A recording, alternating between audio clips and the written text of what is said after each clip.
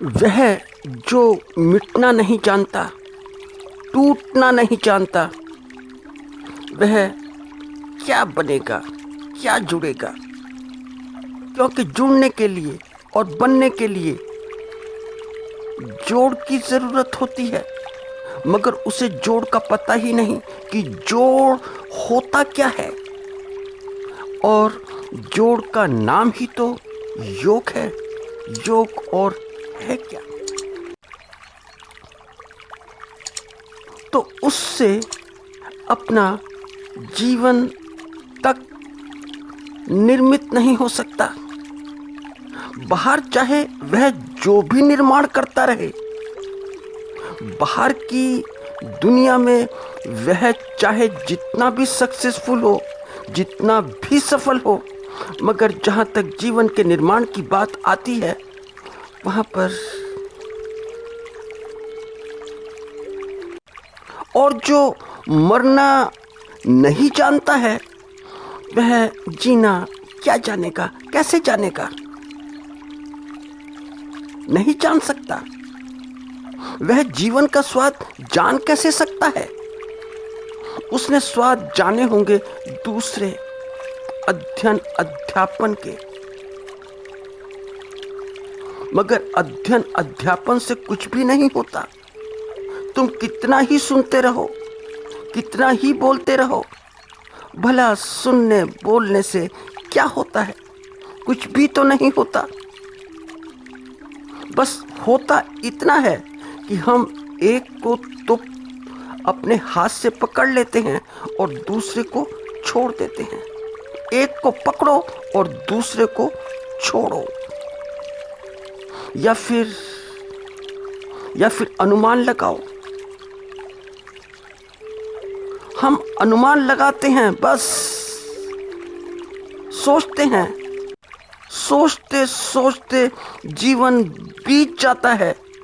सोचते हैं, सोचते रहते हैं, बस और कुछ नहीं करते। इसीलिए तो हम ख्यालातों की दुनिया में जीते हैं, हम कल्पनाओं में जीते हैं, मगर जो अनुभव हैं, हम अनुभवों के आधार पर बिल्कुल नहीं जीते। जो अनुभव हैं जीवन के, उन्हें उठाकर हम एक साइड में रख देते हैं, एक तरफ, एक कोने में। तो ही तो हमारा जीवन साधारण नहीं है, असाधारण है, नॉर्मल नहीं, एबनॉर्मल। जबकि जीवन सरल है, साधारण है। जीवन में एक के छूटने से पहले ही कोई दूसरा अपने आप स्वतः ही पकड़ में आ जाता है, छूटने से पहले। तो इधर सुख छूटा नहीं कि दुख आ गया, दुख गया नहीं कि कोई सुख सामने आ गया। खुशी अभी ठीक से टिकी नहीं कि फिर कोई गम सामने आ गया।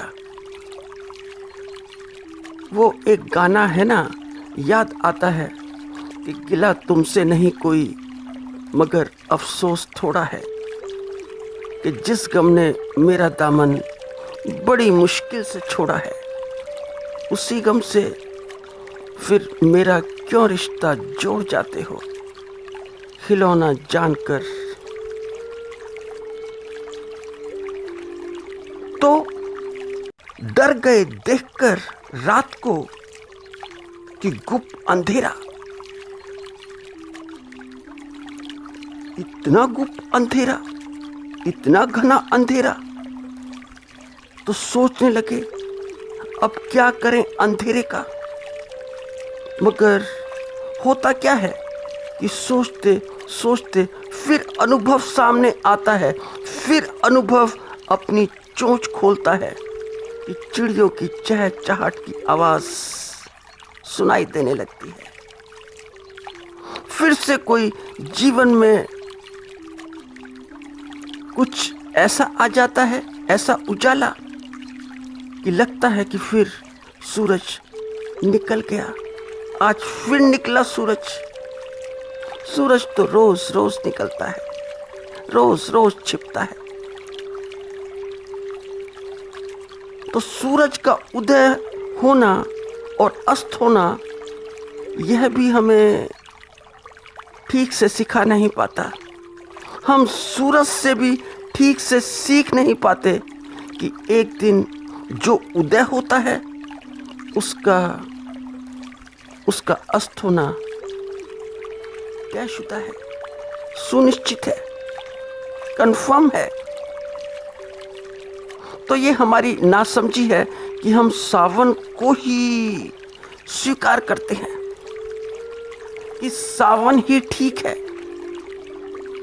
कि सावन में जो नई नई कोपले आती हैं, नए नए पत्ते निकलते हैं, नई नई हरियाली होती है, वही ठीक है।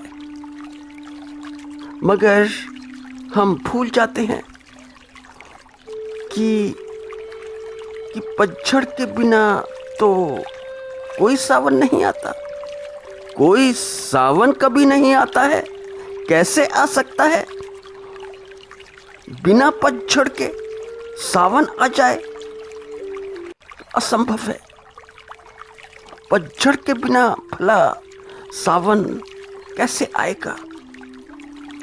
तो पुराने पत्ते अगर झड़ेंगे नहीं तो नई नई कोपले, नए नए पत्ते कहां से लग जाएंगे? तो यहाँ पर हम सभी लोग अपने अनुभवों से होकर गुजरते हैं।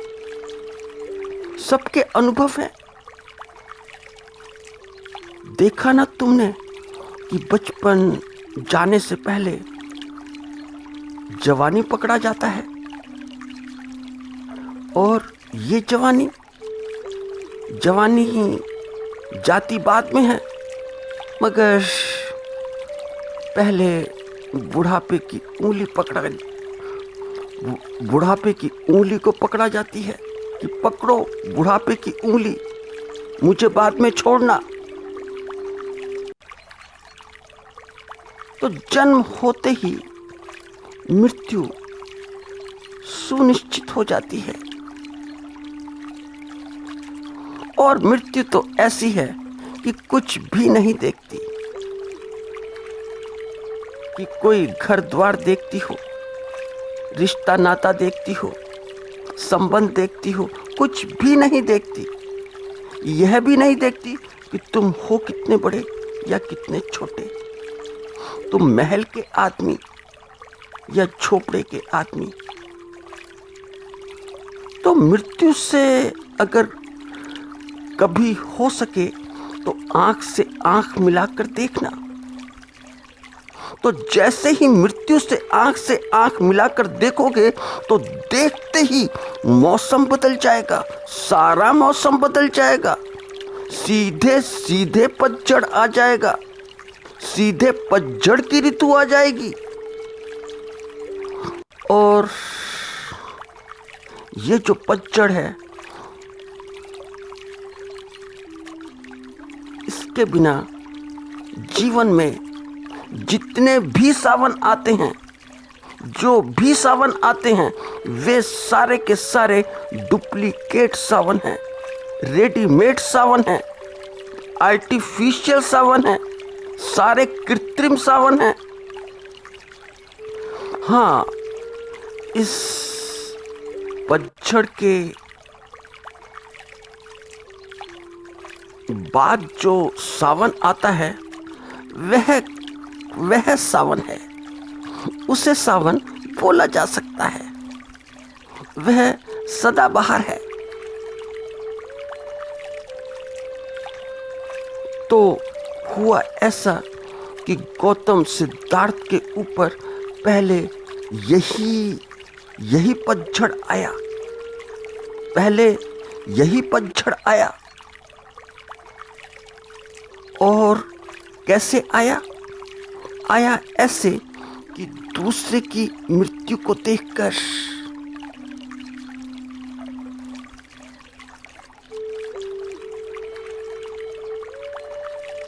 दूसरे की मृत्यु को जानकर, तो इस पतझड़ के बाद ही हुआ क्या कि गौतम सिद्धार्थ महात्मा बुद्ध हुए। तो उन्हें बुद्धत्व मिला। पर हम तो सस्ते उपाय ढूंढते हैं, सस्ते उपाय निकलवाते हैं कि बिना पतझड़ के ही सावन आ जाए। मगर नहीं, कैसे आ सकता है? तो इस संबंध में जो हिंदू दर्शन है बड़ा अद्वितीय है।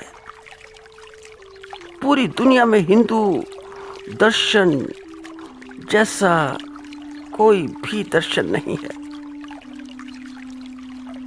और धर्म का ठीक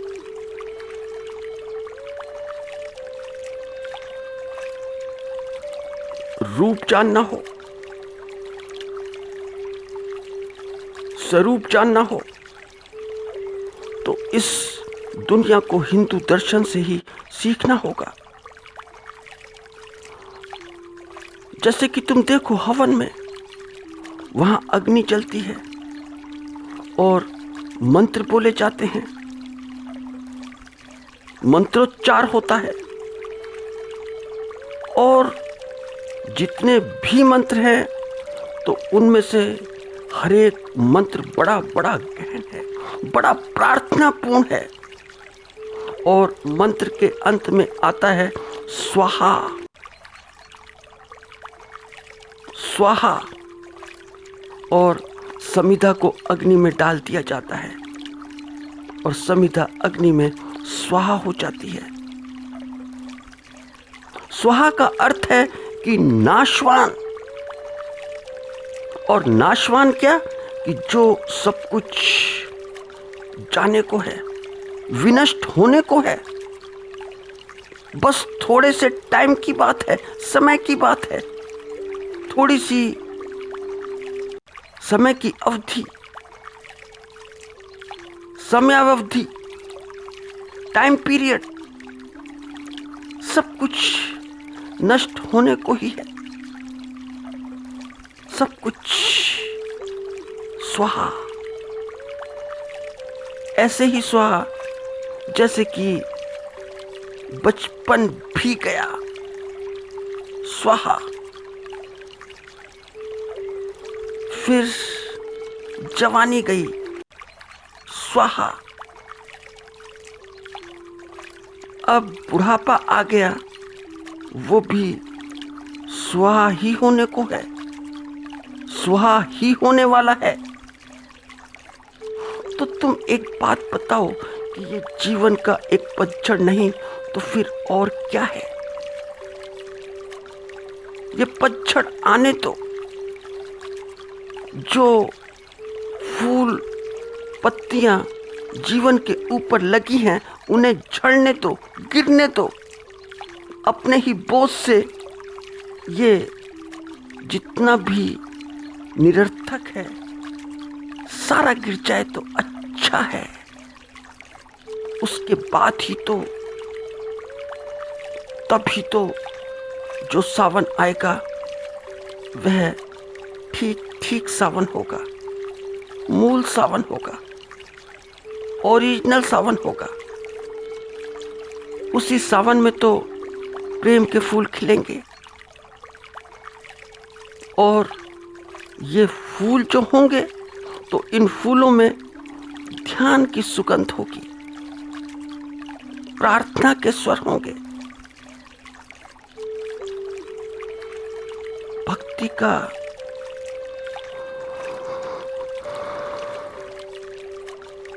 संगीत होगा। तो फिर ऐसा सावन यथार्थ है, ओरिजिनल है। ऐसी ऋतु जीवन में बड़ी सार्थक है। फिर ये सारी बातें देखने दिखाने की और दिखावे की सब बेकार बेकार हैं। कि बाहर से तो शांति दिखाओ मगर अंदर से अशांत रहो, या कि बाहर से शांत दिखने के लिए तुम अंदर ही अंदर अपने आप से लड़ते रहो, खुद से लड़ो। फिर तो जैसे अंदर वैसे ही बाहर। इसलिए पतझड़ भी महत्वपूर्ण है और सावन भी।